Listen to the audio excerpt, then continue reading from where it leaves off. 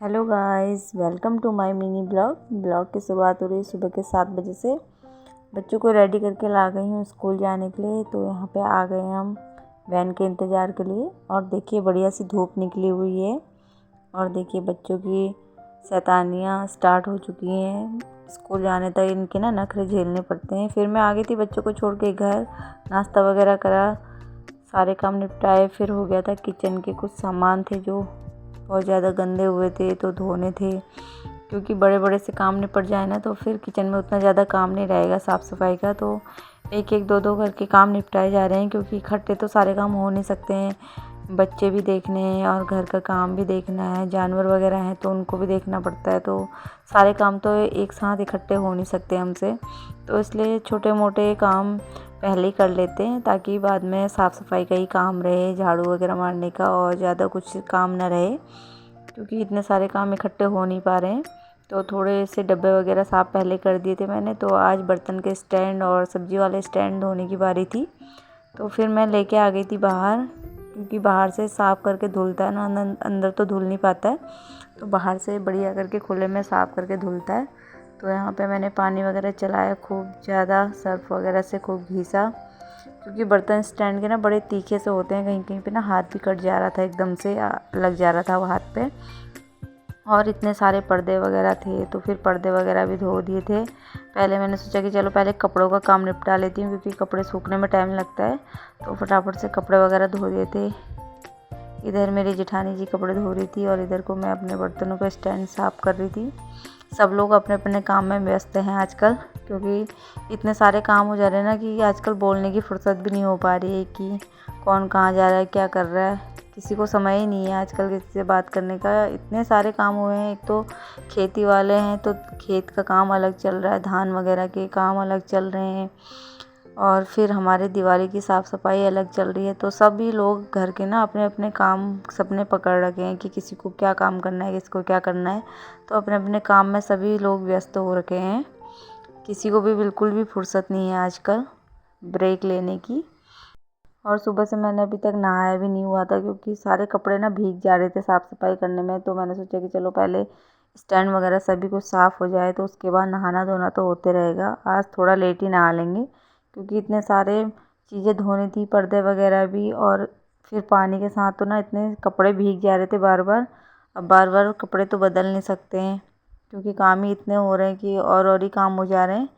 तो फिर मैंने सोचा कि चलो बाद में नहाऊंगी, पहले पर्दे वगैरह का काम और स्कूल की ड्रेस वगैरह धोई। फिर नहा धो के आ गई थी मैं अंदर, क्योंकि फिर नहाया फिर आ गई अंदर में। थोड़ा सा श्रृंगार भी ज़रूरी है, तो श्रृंगार वगैरह थोड़ा किया मैंने, और थोड़ी सी थकान भी मिट गई थी नहा के।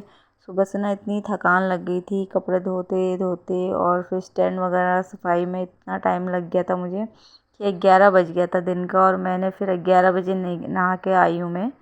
और फिर थोड़ा सा श्रृंगार वगैरह किया, बिंदी वगैरह लगाई। उसके बाद फिर शाम की तैयारी भी करनी पड़ती है आजकल तो ना। उसी समय खाना खा के आ रहे हैं तो उसी समय टाइम देखो तो 3 बजा दिख रहा है, और इतना मतलब काम हुआ है और समय का पता नहीं चल रहा है कि कब 3 बज जा रहे हैं, कब शाम को 5 बज जा रहे हैं। फिर उसके बाद मेरी बेटी का एक छोटा सा सूट था और वो थोड़ा सा सिलाई से निकल गया था। तो मेरी बेटी की फरमाइश थी कि मेरा ना आज सूट सिल देना, मैं इसी को ही पहनूंगी। और बच्चों को होता है ना, जो चीज़ रेडी नहीं होती है उसी को पहले पहनने का शौक़ होता है। तो फिर क्या था, फिर मेरे को करना पड़ा सिलाई, क्योंकि थक तो मैं भी बहुत गई थी सुबह से, काम ही काम हो रहे थे। लेकिन फिर बच्चों का मन होता है ना जो पहनने का, तो फिर घर आके गुस्सा हो जाती है वो कि आपने मेरा सूट नहीं सिला। इसलिए फिर मैंने उसके सूट वगैरह में सिलाई करी। और फिर बच्चों को लाने का भी समय हो रहा था, क्योंकि इसके पापा तो सोए हुए थे ड्यूटी करने के बाद। तो फिर मैंने उन्हें उठाया नहीं।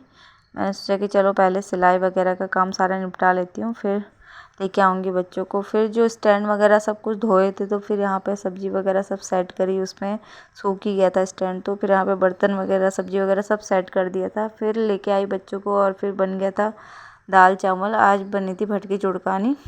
फिर यहाँ पे खाना वगैरह खाया, और फिर देखिए शाम का समय हो गया, 3 बज गया है और समय का पता नहीं चल रहा है। यहाँ पे फिर मैंने आलू उबालने के लिए रख दिए थे, क्योंकि शाम को आलू टमाटर की सब्ज़ी बनाऊंगी। सोचा था रोज़ सूखी सब्ज़ी खा खा के ना मन उब गया है, तो फिर आज आलू टमाटर की तरी वाली सब्ज़ी खाएंगे।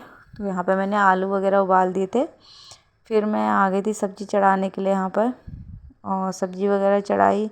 उसके बाद किचन में लग गया था बर्तनों का ढेर। बर्तनों की तो और हमारी तो ऐसी दोस्ती हो चुकी है ना कि हम एक दूसरे को छोड़ ही नहीं पा रहे हैं। जब देखो तब इतने बर्तन हो जा रहे हैं, पता नहीं कहाँ से इतने बर्तन आ जा रहे हैं, समझ में नहीं आ रहा है। जैसे बर्तन धो के जाओ तो दूसरी बार आओ तो फिर से बर्तन सिंक पर दिखते हैं, और सिंक पर बर्तनों का ढेर लगता है तो ना मुझे बड़ी अजीब सा लगता है कि मैं सोचती हूँ कि बर्तन सिंक पर ना दिखे, फटाफट से धो लूँ। और जितने बार धोती हूँ उतने बार फिर से इकट्ठा हो जाते हैं, क्योंकि मुझे बर्तन रखना ना झूठे बिल्कुल भी पसंद नहीं है। मैं सोचती हूँ कि जितने भी बर्तन हो फटाफट से धुल जाएँ तो ज़्यादा अच्छा लगता है। कि सिंक खाली खाली ही सही लगता है, एकदम भरा हुआ होता है ना तो ऐसा लगता है कि कब से बर्तन ही धोए हैं। तो यहाँ पे फिर मैं निपटा रही थी बर्तनों का काम। अभी आटा वगैरह भी कुछ नहीं लगाया था, और चाय के बर्तन और टिफ़िन वगैरह फिर इतने हो जाते हैं ना, एक बार के बच्चों के टिफ़िन वगैरह सब धुल गए थे। फिर बड़े बच्चे आए, फिर उनके टिफ़िन हो गए, और यहाँ पे फिर चल रहा था हमारे यहाँ धान का काम। आजकल धान की कटाई शुरू हो रही है, तो थोड़ा थोड़ा से धान ना ऐसे निकाल देते हैं ताकि भूसा वूसा रखने के में ये धान फिर काम आ जाते हैं। तो यहाँ पे फिर मैंने आटा वगैरह लगाया। फिर हो रही थी मेरी रोटी बनाने की तैयारी, क्योंकि ड्यूटी का समय हो रहा था हस्बैंड जी का, और फिर उनके लिए लेट हो जाता है, तो इसलिए फटाफट से सब्ज़ी चढ़ाने के बाद मैं बनाने लग गई थी रोटियाँ। गर्मा गर्म से मेरी रोटियाँ हो रही थी तैयार। यहाँ पर रोटियाँ तैयार करते करते समय भी देखे जा रही थी कि ज़्यादा समय तो नहीं हो गया कहीं। तो फिर यहाँ पे मैंने आलू टमाटर की सब्ज़ी और रोटी कर दी थी यहाँ पे तैयार। आज के ब्लॉग में बस इतना ही। Okay bye guys.